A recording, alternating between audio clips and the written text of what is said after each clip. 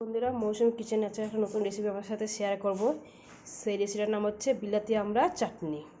তার জন্য কী কী লাগছে: বিলাতি আমড়া কেটে রাখা আছে ধুয়ে, শুকনো লঙ্কা, পাঁচফোড়ন, তেজপাতা, চিনি, লবণ, হলুদ, সাদা তেল। এই উপকরণ দিয়ে চাটনিটা রেডি হবে আমার। কড়াইয়ে আমি তেলটা দিয়ে দিচ্ছি।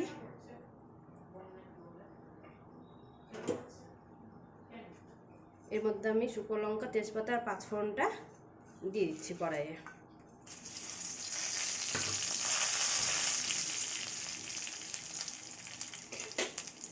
এবার আমি এই আমড়াটা, বিলাতি আমড়াটা দিয়ে দিচ্ছি।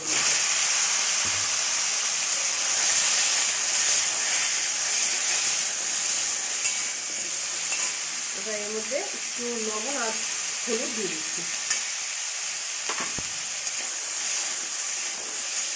এটা হালকা ভাজা হোক, তারপর আমার সাথে দেখাচ্ছি আবার। দেখুন ভাজা হয়ে গেছে, এবার আমি জলটা দিয়ে দিচ্ছি।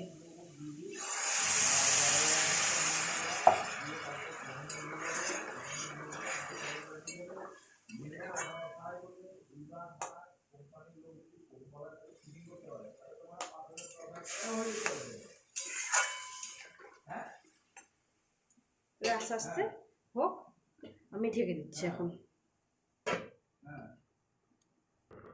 এবার ঢাকনা তুলে দেখি কতটুকু হয়েছে। দেখুন চাটনিটা প্রায় হয়ে এসছে আমার।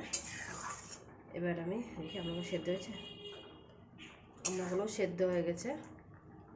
এই যে এবার আমি পরিমাণ মতো চিনি দিয়ে দিচ্ছি। যে যেমন মিষ্টি খাবে সে তেমন দেবে।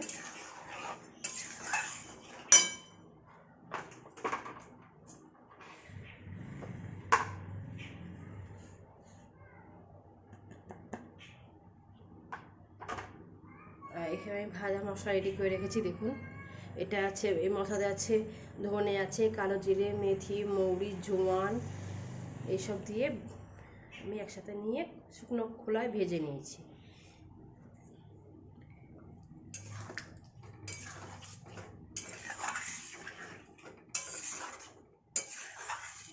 তাহলে এই ভাজা মশলা দিয়ে টেস্টি লাগে খেতে। একটু শুকা, তারপর নামিয়ে দেবো। তুলে দেবো। চাটনিটা প্রায় হয়ে এসছে, এবার এটা আমি নামিয়ে দেবো।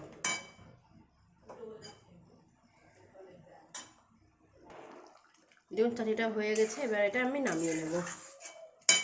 গ্যাসটা বন্ধ করে দিলাম, এবার এটা আমি নামিয়ে দেবো। দেখুন আমার চাটনিটা রেডি। আমার দেখতে কত সুন্দর হয়েছে, খেতেও খুব টেস্টি হবে। আপনারা এভাবে বাড়িতে বানিয়ে খাবেন, এই ভাজা মশলা দিয়ে খুবই ভালো লাগে খেতে।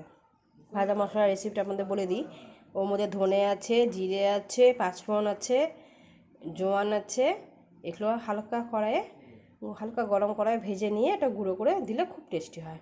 আর এই আমরা চাটনিটা দেখে খেতে যদি ভালো লেগে থাকে, আপনাদের বাড়িতে করে খাবেন। যদি ভালো লাগে অবশ্যই লাইক, কমেন্ট, শেয়ার করবেন। আর এই যে বিলাতি আমড়া, এই আমড়া চাটনি করেছি আমি আজকে। হেবি সুন্দর আমড়াগুলো। বাই।